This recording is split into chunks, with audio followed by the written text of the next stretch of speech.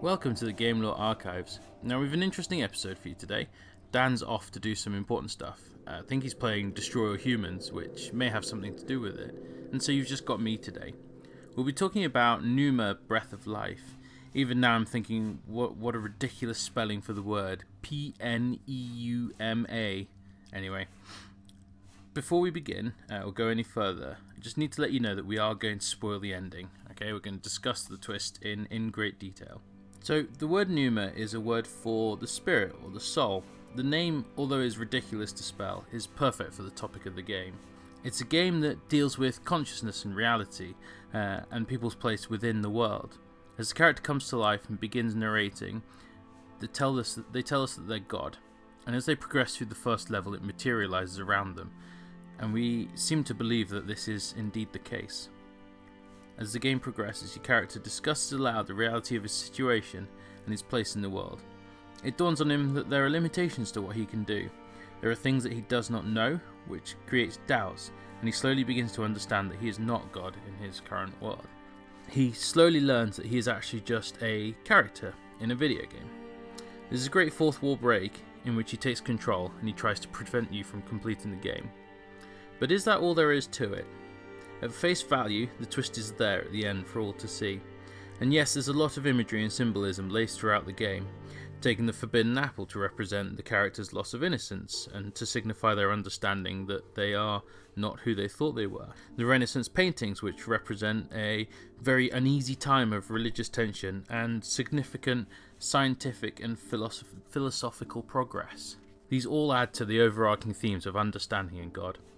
So why do I think there's something else going on? Well, let's start from the top. Throughout the first level, the world forms as progress is made. Our character does not specify how the world is made, but it's done so in a very specific and designed way. It's almost like it's been carefully scripted.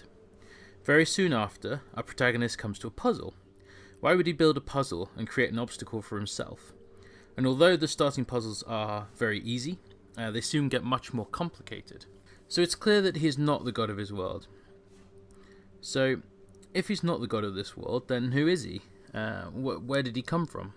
Once again, if you take the story at face value, he has no history, he was just programmed in.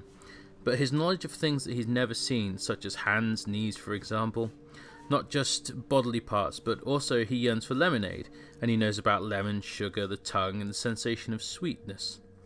So where did all this knowledge come from? The other mention that doesn't quite sit right is the mention of the eyes.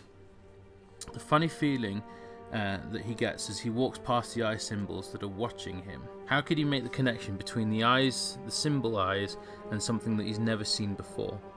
We know he has no physical body and he has no hands, and we see this when he walks past any reflection in the game, any mirrors or reflective marble. He has no being. The paintings throughout the game are real paintings. It would be too much of a coincidence just for him to make up off the top of his head. And at the sliding puzzle part, where he has to match the painting up, the faces are all blurred up, like he doesn't quite remember the details properly. What this all seems to suggest is that he is actually in some sort of dream state, induced to test someone's subconscious puzzle solving. He's being studied and so feels the eyes watching him. The rush to the end of the game, like trying to escape the inevitable, but you can never do that in a dream. Why can he recall pictures but not the detail? Why is his memories and knowledge of things that he's never seen, of things that exist outside his new reality? And the most telling is that at the end of the game, it cuts back to the opening slide, like waking from a dream, like it never really happened and not quite remembering all that happened in between. And the game starts all over again, as in just another test. So thank you very much for listening to me blether on for about 5 minutes. We hope you enjoyed it. Just make sure you subscribe, and I'm sure we'll be bringing up many more interesting videos in the future. Thanks a lot, guys.